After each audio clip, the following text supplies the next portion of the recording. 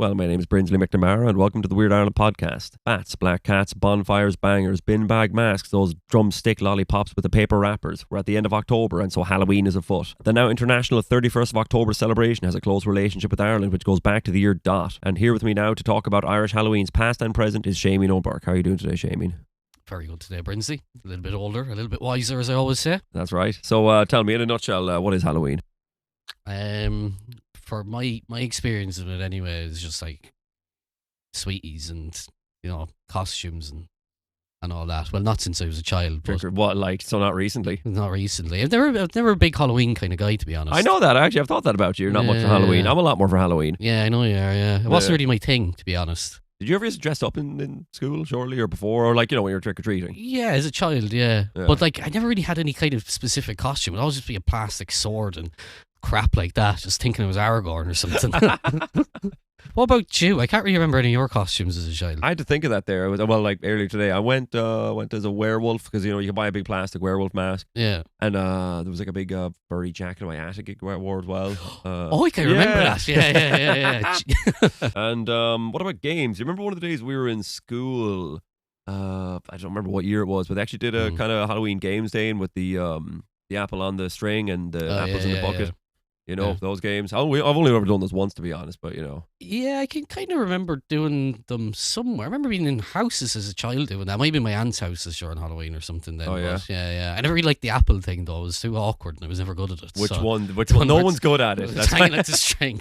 I suppose no one is good at it. No one is good at it. Listen, there one as well where you'd stick your head in a bucket of water and try and get out something. Hands are tied behind. Well, not tied. Hands are behind your back, so you can't use them. Yeah. Same thing with the apple on the string. Hands are behind your back, so you can't use them. And you're trying to bite an apple on a string. Yeah. Which because just keep moving away from you, just nudging with your head. The basin is either with apples. You can do it with apples as well, so it's more or less the same thing, just in water. Yeah. Or I could have sworn there was one with coins in it as well, in the basin. In the basin. How you trying? Because it's coins in the Barn Brack or something, isn't it? It can be. So like now they're on Barn Brack. I mean, they still have Barn Brack these days in Ireland, but that's going back. That's an old tradition. That's going back a long time. Yeah, that does go back a while. Yeah. But there was all kinds of things in Barn Brack, apparently. Like, you could put a coin, a ring, a rag. Why would you bake a rag into it? So here's the thing, So if these days in Ireland, if you're, yourself, these days in Ireland, if you go to any shop, you go to Tesco, you go to any smaller shop that sells groceries, you'll be able to buy brack at Halloween. It's I describe that, it looks like a Christmas cake, really. It's like baked full of raisins and sultanas and sometimes those pink cherries. You get them in there too. Yeah. And every one of those shops in Ireland that you buy them in, they'll have the ring baked into it, although it will have a big indication on the front saying ring inside. So it's technically a ring inside the food. And the game goes that whoever gets that ring, and it's a specifically Halloween dish, but you only ever see it in shops in Ireland at October. Whoever gets that ring will get married that year, or something like that. It's always that kind of part of the game. But you're right about the other about the other things. It's at least as far, because years before people would buy brack in a shop. Yeah. I've actually made brack my house is full of brack right now. I made brack many times. So when people did make them at home, you could bake in different things. The ring is the most traditional one that's still carries on to this day, buy in a shop like that. Yeah. But the ones I've heard is a pea or a stone, and if you get that, it means if you'll go poor in your future, you won't be rich. Yeah. If you get a coin in it, that means in your future you will be rich. And if you get a stick in it, that means in your future you'll be in a quarrelsome relationship. There's probably different versions of all of these, to be honest, but it's one that P is for telling that person would not marry in the coming year. Oh, maybe. There is the ones I mentioned are just the ones I'm aware of. You said a cloth there. I have heard of a cloth being baked into it, but they all mean different things. The rag means financial troubles. Oh. But baking a rag into cloth, you think they just did something wrong. Like, basically, yeah. And a lot of them, if you see a lot of them these days, like the ring actually comes in a small piece of it looks like greaseproof paper. So you could really mistake that for a rag. Yeah. Ever heard of Dukas.ie by any chance? I know the name. What is it though? I can't remember. It's the what do you call it?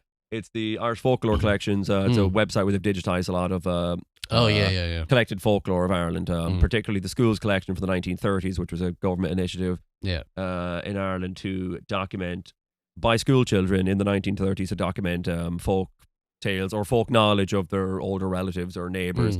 So they could write it down, store it. Eventually it's digitized, and now it's, the common shared, folklore of, the internet in Ireland. But if you're to look up Halloween traditions on there, which is a tremendous resource for it, you'll find that there wasn't just Brack with this whole divination thing. There was loads of games. There was absolutely almost every game had something to do with trying to figure out something in your future. More often than not, if you're going to get married or who with. Yeah. Yeah.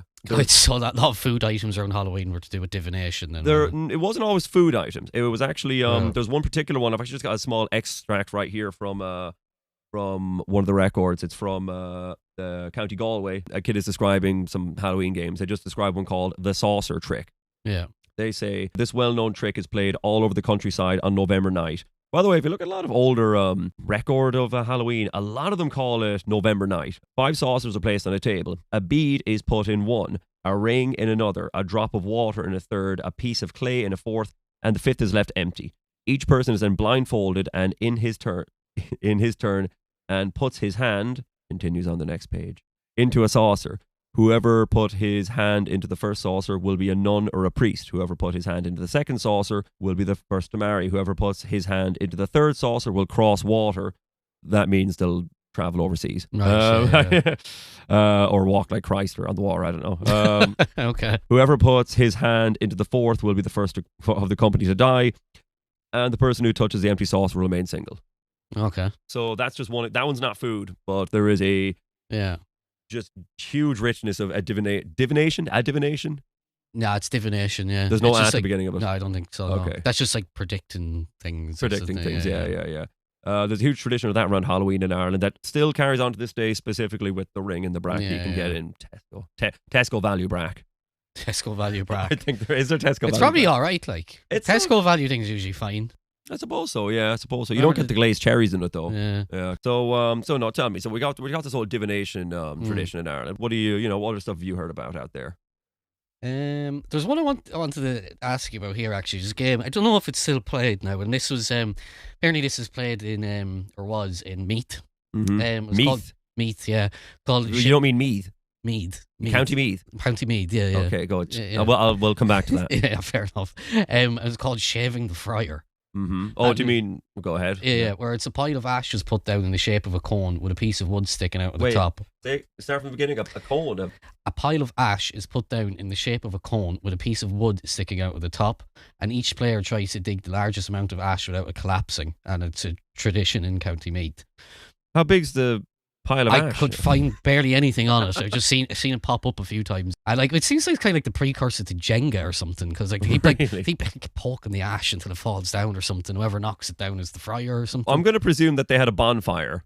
Yeah. I'm going to presume that. Did you read that prior to them talking about gathering ash into a cone? I'm assuming it would have been something to do with the bonfire. Yeah. I'm presuming they built a bonfire and they did that, and bonfire is a big Halloween thing. Yeah. But I couldn't really find a whole lot of info on it. It was popping up on just random articles about Halloween in Ireland and stuff. So I was going to say, as I was going through other Halloween, going through the school's collection about Halloween traditions in Ireland back in the 30s and 1930s and prior, before any outside American influence of Halloween in Ireland, we can say for sure, I guess. Yeah. I would think. Before the movie Halloween by John Carpenter. Yeah. So I think we're pretty safe with outside influence in that regard. So, of course, Brack comes up, the divination games comes up. The whole, people messing, being chaotic on the night. Do you ever hear any stories about that where people would lift gates, pull gates off wheels and throw them into a drain? Or no. You ever heard about that? It's a countryside thing. Well, in some places I'm pretty sure they still keep at that. What, for a joke, or is it just messing? Yeah, to annoy. Well, it's just Halloween, just annoy the farmer. The trick part of trick or treating. Literally. Or is it just owl lads doing it to each other? No, it's not. I don't think it's owl lads doing it rival farmers. No, but maybe getting their kids to do it for them or something. Yeah. Pulling cabbages out of the ground, out of people's cabbage patches, throwing them around the place, throwing them at doors. That was a big, kicking them around the street. That was a thing. That was a big thing. That was a big thing they were doing. It's just throwing cabbages at doors. Yeah, absolutely. Yeah. Just annoying people. Colcannon. You know what colcannon is? Oh yeah, it's like mashed potato with cabbage or kale. I guess so. Yeah, I've never really eaten it, to be honest. But so it's all right. And if you go through older Halloween traditions in Ireland, you wouldn't believe how much colcannon comes into it. You wouldn't believe how much people make and eating colcannon. And I'm like, why? That's like the most mundane thing I've heard. I'd like, what does that have to do with? I don't know. But the colcannon's all right. Yeah. Wouldn't be my go-to now. Well, you're not into Halloween, is the thing. Yeah. Yeah. It's grand, like. But no. What do you make of the carving turnip thing? Have you seen that photograph that shows up every October? Yeah. That's obviously the precursor to pumpkin carving. I used to be so skeptical. So every October in Ireland for I don't know how many years, this particular photograph, this same carved and hollowed out turnip jack-o'-lantern goes online. I actually saw that this year in person. Do you know where it is? It's in Mayo, isn't it? It's in Mayo. It's in the Irish Folklife Museum outside Castlebar, which is free to visit, totally free to visit, by the way. And I was walking through there, great museum, and I see the thing. Oh my God, it's the thing, the turnip jack-o'-lantern that comes up all the time. So I got a picture of it, of course. But I used to be so skeptical of that story that people would carve out and hollow out and carve jack-o'-lanterns from turnips. I'm just like that, like a pumpkin's like a hollow thing, so like you just scoop out the inside, like. I'm not even sure if you eat this. I don't think you even eat the skin of a pumpkin, so that doesn't do anything. But turnips can be big enough. Like I know that one in that museum is a tiny little thing though. It's not a big turnip, is it? I can't remember exactly the size of it. Yeah, it doesn't look that big, but like you can get turnips the size of your head. Like totally. But like hollowing out a turnip is such effort. I used to be so skeptical of that until I did ask around and.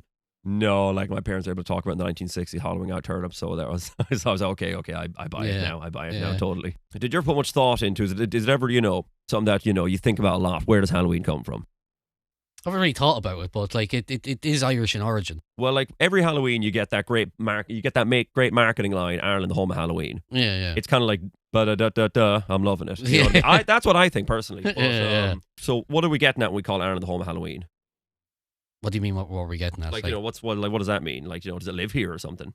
No, sure, it was originated here. It lives here. Go on. It's personified. Well, it's like the modern idea of Halloween is kind of has a bit of an American influence on it, because apparently, like, Halloween traditions were brought to America by the Irish during the famine, and then obviously the American influence has like the pumpkin carving and stuff like that, but like the costumes and that comes from Ireland as well, and Scotland. It was called guising back in the day, wasn't it? See, that's one of the reasons why I'm not always 100% about home Halloween thing, because the traditions that were going on in Britain, in particular Scotland, were identical. Same thing, prior to modern Halloween. But then isn't there like that cat cave thing that we tried to go to in Roscommon? Onyegat, Onyegat. It's in that where technically a lot of the Irish Halloween traditions, or the pagan versions of them, came from, was around there. So whenever anyone brings up Ireland the home of Halloween, there's two places that they mention. I asked that question like I didn't know the answer. But there's two places that they'll bring up. They'll bring up Onyegat, a cave in County Roscommon, near Tulsk, which is, we tried to get into it not long ago. It was like 3 or 4 weeks ago. Yeah, but it had apparently toxic levels of carbon dioxide. Yeah, the CO2 levels are too high, so your man was just like, just don't go in there. Yeah, because you'd get lightheaded and like you'd pass out. Yeah. Then someone would have to go in and drag you out and something like that. And then I've been in there myself before, and it goes back like 30 meters, and it gets really sticky and muddy in there. But it is so cool when you're in there. It's like subterranean. You're looking up a few stories. When people mention that as being the home of Halloween, it's related to an old legend called The Adventures of Nera. Where this is written down, I don't exactly know, and it's never easy to find that out. To do with a warrior called Nera, and has to do with doing warrior things, but amongst the evil spirits coming out of Onyegat. So that's what they're kind of getting at there. And then the other place they're talking about is the Hill of Ward in County Meath. County Meath. Next to Athboy. I guess just a small, expansive enough hill. Short. Is that hill. why they have that Puka Festival thing there? That is exactly why that's in Athboy. That's exactly why that's in Athboy. So the Puka Festival in Trim and Athboy, actually, mostly Trim, but Athboy for that particular reason. Yeah. Every Halloween they have, including this Halloween coming, which I'm going to try and make my way to.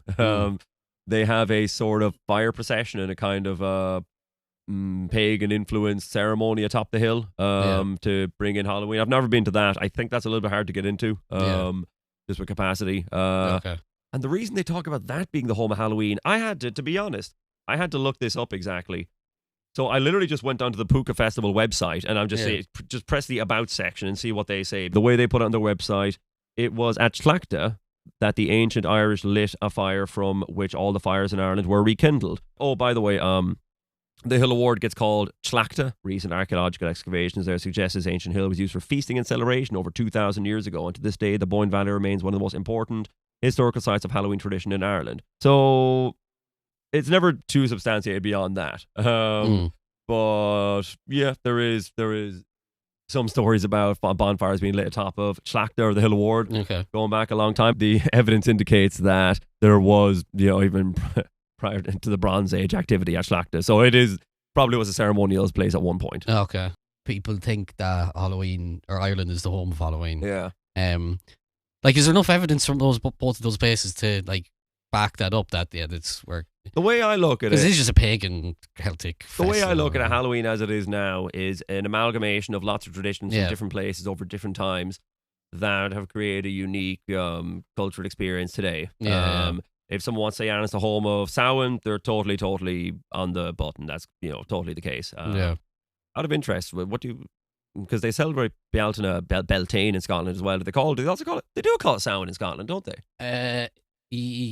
Yeah, it's spelled slightly differently. Yeah. I can't think of what the spelling is off the top of my head, but yeah, Beltane is Beltane. So. But Samhain, to them, they celebrate Samhain. It's Samhain, yeah. It's the same thing. The really, same thing, isn't it? Yeah. Because the Scottish language is the same as the Irish one, pretty much. It's very little differences. There's one story of how the Halloween tradition went to America and became the modern Halloween tradition. I mean, the one you mentioned, where Irish immigrants moving over during the famine, but also at any point in the 19th century and bringing the tradition with them. There's another story that in the latter part of Queen Victoria of the United Kingdom's reign in the Balmoral estate in Scotland, she saw some local kids at Halloween guising, doing the Halloween doing the whole Halloween tradition, and she thought, that's curious, what are they doing? And it's quite cool. And she just liked the idea. It became popular and went from there to America because it became seen as trendy to follow what the royals were doing. Okay. So there's one story about that too. So I don't know. There's just an amalgamation of things going like that, I think. Yeah. Have you ever heard of the hill of the Mound of the Hostages? I don't think so. Okay, that's fair. I'll inform you. It's the Hill of Tara. Yeah. The Hill of Tara. They're very close to each other. The Hill of Tara. Or maybe it's on the Hill of Tara. I've actually never been. I imagine it's an expansive hill.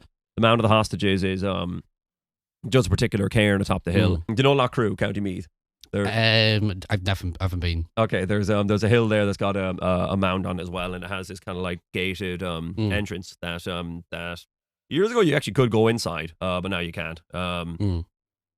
Every equinox, so either in September or in March, I think, when it's like halfway between the solstice and equinox. So like when the sun, it's like when it's shifting from summer to autumn, or shifting summer to autumn or winter to spring. Is an equinox. The way that mound is designed is that the sun shines in through the gates of it and illuminates the back of it on that date. It's built astronomically that way. Okay. Similarly, the Mound of the Hostages is designed so that the back of the chamber is illuminated about the 8th of November. Okay. Which you're like, okay, well, not really Halloween. It's the 8th of November. Yeah. However, and this comes into something. Have you ever heard the term Old Halloween? No. Or Shan Samhain is another Samhain. Old Halloween. Yeah, another word for it.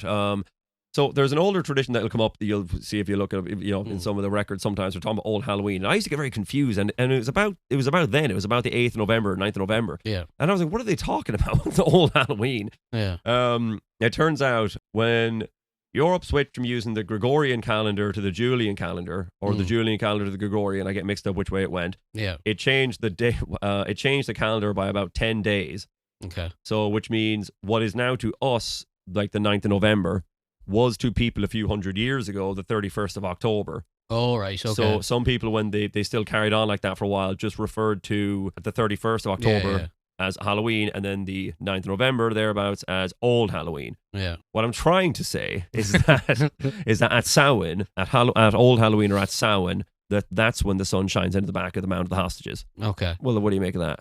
Why is it just to celebrate the day that the light goes in there? Well, or it indicates how important that time of year was to people when that was so built. the hostages can see, or you know what? The Mound of the Hostages is a name to do with mythology, which I don't think is anything to do with the astrological side of it. Right. Okay. I actually don't.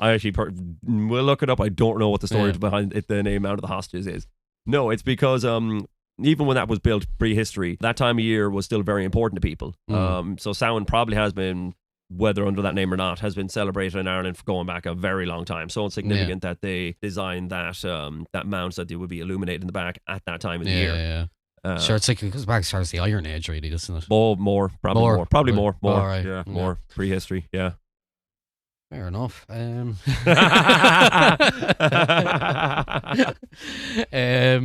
do you think they dressed up in costumes at Halloween? It was so they could blend in with other evil spirits or something, wasn't it? So what you're saying is, like, in the zombie movies when they pretend to be zombies. Yeah. To blend, kind of like that. Yeah, it's a bit like that, basically, yeah. No, that's what I'm always getting it too. The thing is, what I've always seen as well is, and what I actually believe too, is that the whole breaking of the social norms, or the whole, the social norms changing just for one day. The one day of the year you can go around with a mask on and it's totally fine. Yeah.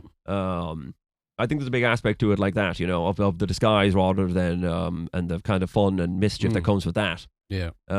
In fact, seemingly, that wasn't the only day of the year in Ireland when people did wear costumes. Wren Boys on St. Stephen's Day, to this day, to a lesser extent, but to this day still, I think, dressing up like that. And in some places, they didn't dress up in the big straw outfit. They dressed up like it was Halloween. Yeah. Where is the Wren Boys again? They're down in... It depends. It would have been a lot more widespread all over the country. What was it? I thought it was just like a Munster or Connacht thing. It's probably stronger there. I mean, I know somebody from Roscommon who was a Wren boy up until only it would have been done at St. Stephen's up until only like a few years ago. So it's there. They were still doing it in rural Roscommon. Some places in Limerick, I think, still practice it. It comes and goes in places a little bit. But it would have been pretty widespread. But they dressed up what effectively looked like Halloween costumes. You had this apparently the same thing at very, very much the same thing on the 1st of February for St. Bridget's Day. You had May Day. You would have had a similar thing, and you definitely in St. Patrick's Day. If you go to, were you there the St. Patrick's Day parade in Delvin? No, I wasn't. Were you there, Miles? No.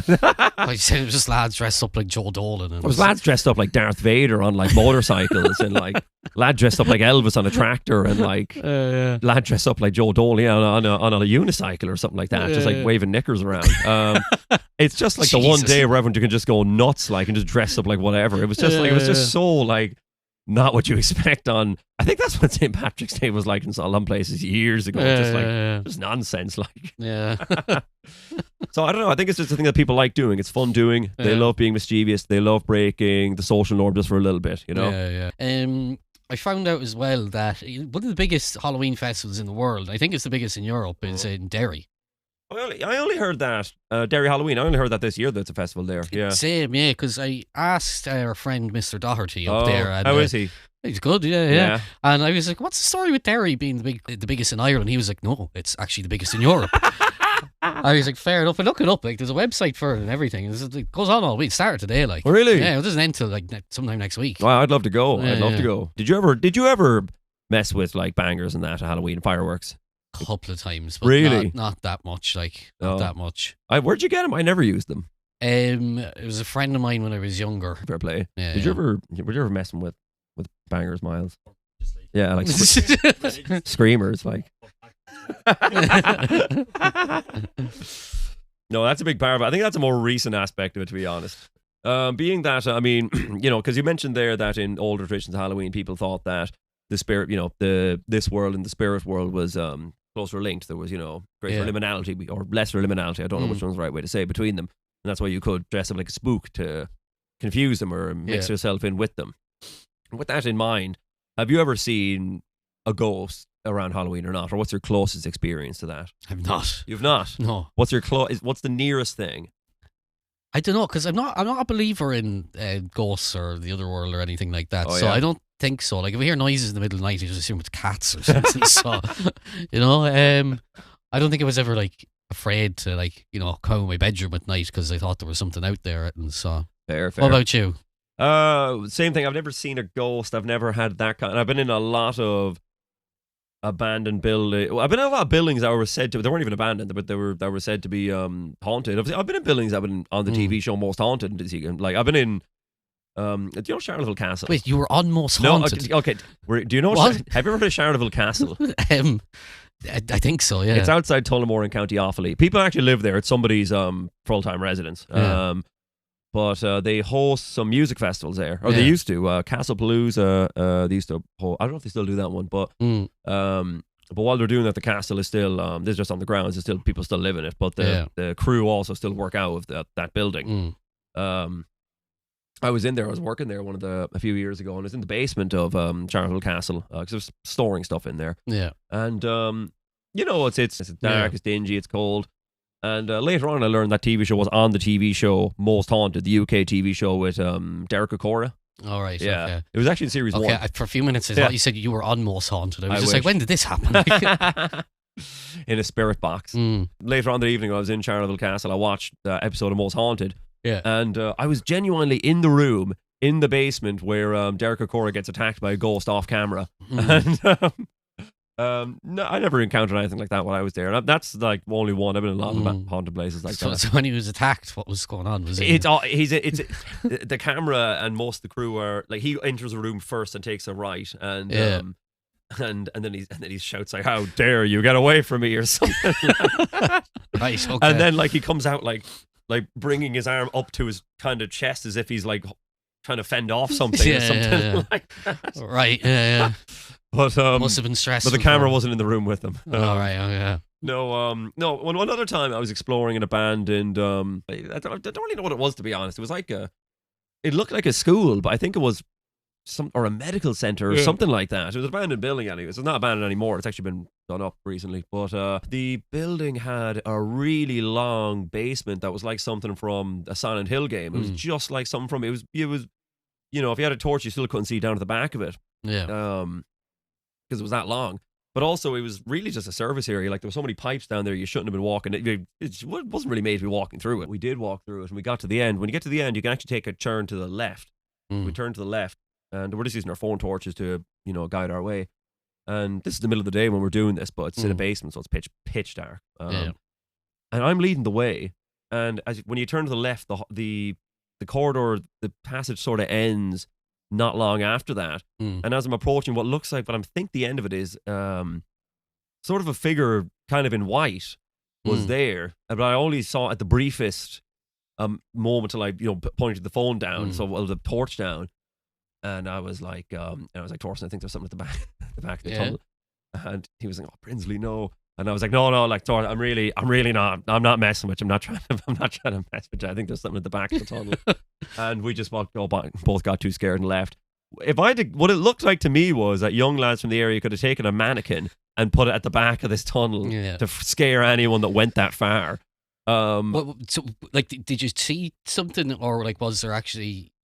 And we never went to fully investigate what it was because we got too spooked. But to me, it looked like a white. Like, whereas everything around me was grey and dark coloured, this thing illuminated more whitely. It could have been maybe just pipes or something like that, but it looked unusual. See, there's a type of brain phenomenon called pareidolia, where a person hears or sees something significant in a random image or pattern, and like a lot of the time it happens, people think they see like human shapes and objects when really it is just like a pile of rocks or something like that. Yeah, good chance that's what was going on. But that's my closest scary encounter like that. But I've not seen a ghost, but that was a spooky one. Yeah. I can imagine Torsten was kind of afraid. Yeah. I was like, I'm not trying to wind you up or something like that. I think there's something there. That could have just been some old lad or something. Like. There was a mat at the entrance. Now that you say that, at the entranceway of that service tunnel, there was a mattress. It didn't look like there was really any evidence anyone was actually living in there and much time or anything like that, or was there, or the mattress looked old and everything, but there was signs that people had been in there. So maybe we'll know that. What are you doing for Halloween this year in general? You gonna watch some movies, or what are you gonna do? I have an assignment due on that Saturday, so I'm not going to be doing anything. There, right? Yeah, it's only a few days away, really. True. I'm gonna go to Buka Festival anyways. Yeah. Are you gonna watch any horror movies while? Probably. I'm never big into horror films either, to be honest. Yeah. Like the closest. You're like the wrong guy for this interview. Yeah.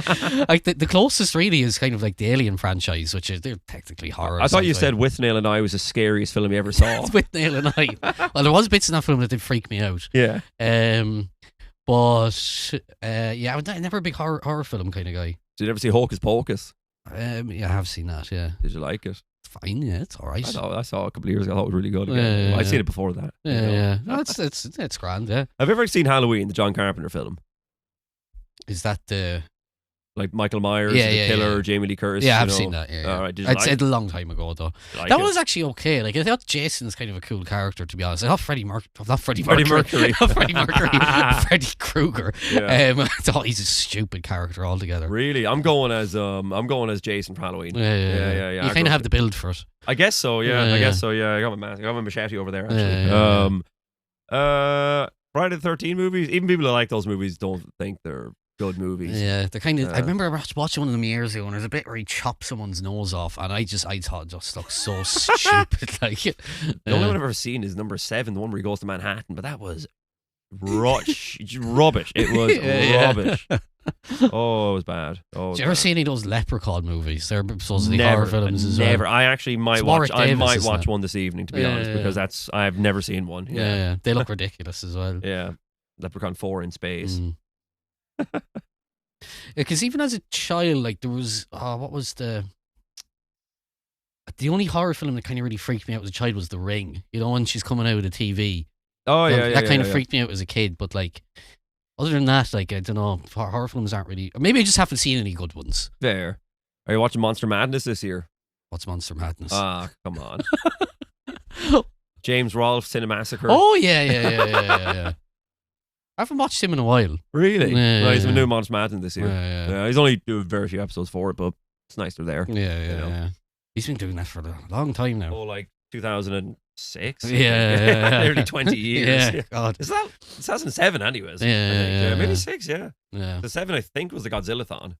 All right. Yeah. Did you never see the Godzilla-thon? I've watched an awful lot of them, so I probably have seen it. Like, oh wait, I think I have watched some of those Godzilla ones he did. Wasn't there one? Oh, there's one of these. Jet Jaguar. Jet Jaguar. Yeah, Jet Jaguar. I remember that. That's Godzilla versus Megalon. Yeah. I think that's how did you think of that one? Because that's the only one. That's like the most noteworthy one. The one with Jet Jaguar. Yeah. What's the song? The Jet Jaguar. Jet Jaguar. Yeah, something like that. That is an awful movie. That it looks terrible. It's not even like the bits where Jet Jaguar and Godzilla and Megalon all fighting. It's even like that's like about 10 minutes of that movie, and then like there's an hour and 20 minutes just people walking around talking about whatever and science experiments, and it's just terrible. They're all like that. All the Godzilla movies are like that.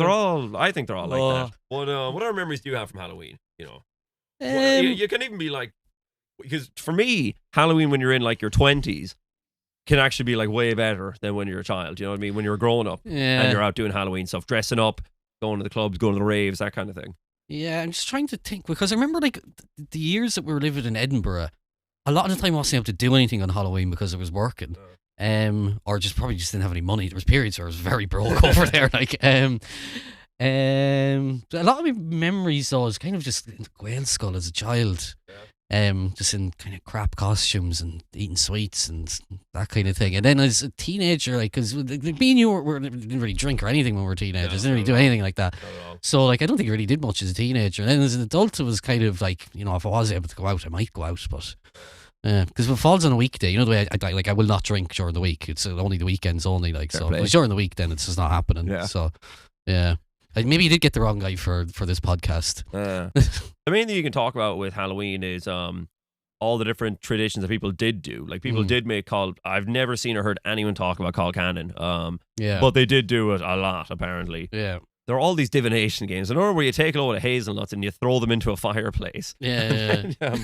And then I know honestly, you could go on all day listing off divination games for Halloween that nobody plays anymore. There's that ivy leaf and water thing as well.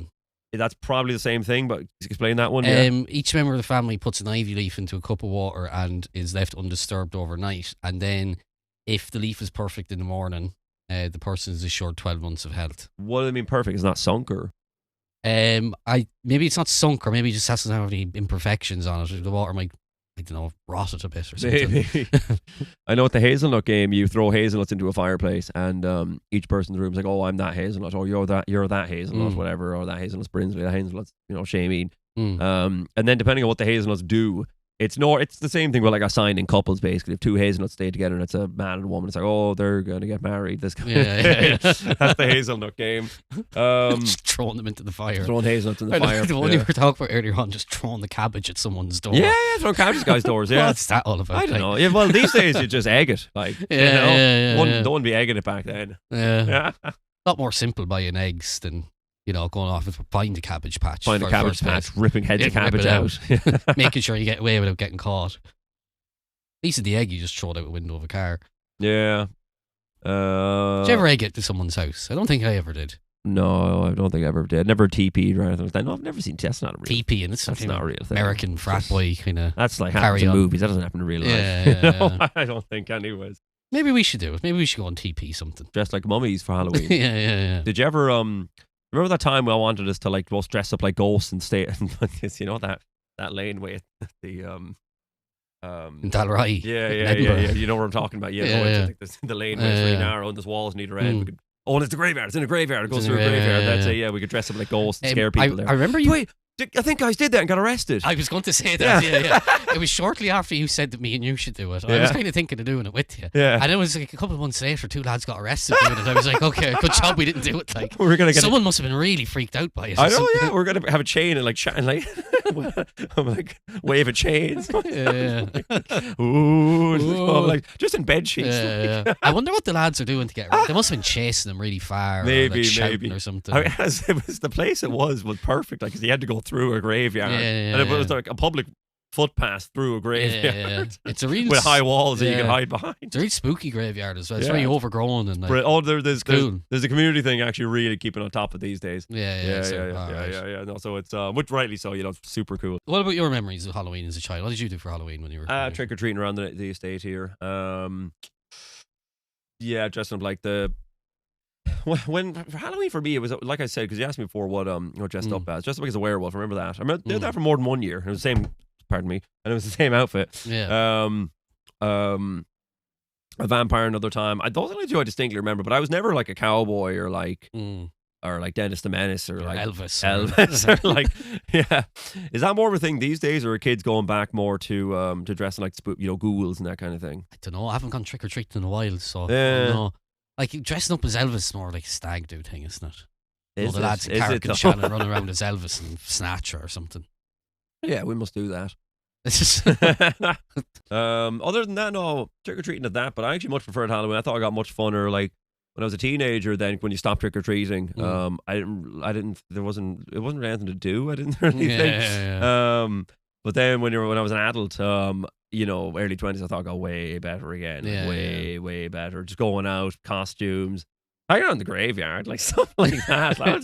Watching all the horror movies. I thought it was brilliant. Yeah. I thought it was brilliant. Mackness was a Halloween thing, isn't it, that you were at yesterday? We were at the Mackness Parade. Yeah, I was at the Mackness Parade in Galway. I never heard of that till recently. And I never looked up. Actually, going to do a video on it, so I'm going to look up more on it exactly. But I actually thought there would be more of a bigger parade, or more like, like the Bell in Edinburgh, the Beltane Festival. Yeah. Like, and that's really elaborate. Like, there's drummers, fire dancers. It's huge. Like, it's a gigantic, performance. I thought it'd be a bit more like that, but it was actually quite small. There was a few kind of, what do you call those dancers when they're like wearing kind of stilts and they look very frightening and like, I don't know. Like the fire very spinners. long fingers, kind of looking scary outfits. I'm sure there is a name for it, but I don't know. Yeah. That kind of thing. And then a great big newt that was built. It could blink. Quarter days. Elaborate there. All right. Samhain, yeah. Yeah. Bealtaine. Imbolc, Lunacy. That's just 4, right? It's quarter days. Do you know what I mean? It's 4. Yeah. Imbolc. It is. Yeah. That's February. That's like Bridges Day thereabouts. Lunacy is in August. I don't know. These are what people call call quarter days. It's where the year's divided into 4 quarters, like 4 seasons, and it's like dividing points between seasons. And it just marks the change of a season and a celebration for whatever change and whatever has occurred in that past time. And that's where Halloween, they believe, got a lot of its significance going back a long, long time. How they change, how the harvest is done, the days are going to get shorter, the summer's over basically. Some people think Samhain means summer's end. Not everyone's sure about that. Some people think it means assembly. Because we would meet together for this. people want to celebrate the last kind of hoorah before the dark days. And as well, because now things are dying. If you have livestock, you're going to slaughter them. Plants will die and birds will migrate away for the winter. Yeah. So I guess that whole idea is what gave a liminality in people's mind. They thought, okay, this is like a season coming into death. The days we're getting less sunlight, and especially these days because the clocks changed just before Halloween. And they believe that's what made people think there was a spiritual kind of, well, maybe there's a spiritual aspect to it. I don't know. Maybe there is spooks going around the place, There might be. There could well be, yeah. Shall we wrap it up then? I think we should, yeah. Yeah. Jamie, it's been good to have you on it's been good to have a conversation with you. Yeah, it was good as well. Yeah. So you're not doing that for Halloween? No, I've work to do, so I won't be around. Well, maybe on the Saturday I might come out, but Saturday? The 2nd of November? Yeah, my assignment's due on that Saturday. I'm sure there'd still be other things going on. So yeah, fair. Well, look, sure, we'll wrap this up here. Thanks, Shameen, for the engaging discussion. I'd like to thank our producer Miles for producing this episode. I'd like to thank you, the listener, for listening. Thanks for listening, and see you somewhere else in the Weird Ireland podcast. Happy Halloween.